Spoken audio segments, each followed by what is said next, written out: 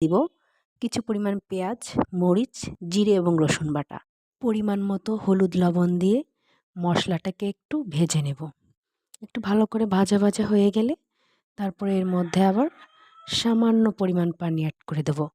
পানি দিয়ে মশলাটাকে কিন্তু একটু ভালো করে কষে নিতে হবে। কষানো হয়ে গেলে এর মধ্যে দিয়ে দেব কেটে রাখা আমগুলো। আমরা কিন্তু আমের সময় প্রায়ই এভাবে ছোট মাছ দিয়ে আম দিয়ে এই টক তরকারিটা রান্না করে খাই।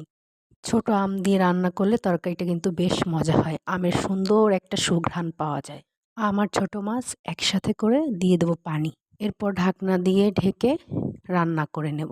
ঢাকনা তুলে একটু নেড়েচেড়ে দিয়ে দেবো এবার বেশ কিছুটা ধনেপাতা। হয়ে গেল আমার ছোট মাছ দিয়ে আমের টক তরকারি। এভাবে কিন্তু খেয়ে দেখবেন, খুবই মজা। এটা কিন্তু জলপাই দিয়েও রান্না করে খেতে পারেন। আল্লাহ হাফেজ, ভালো থাকবেন সবাই।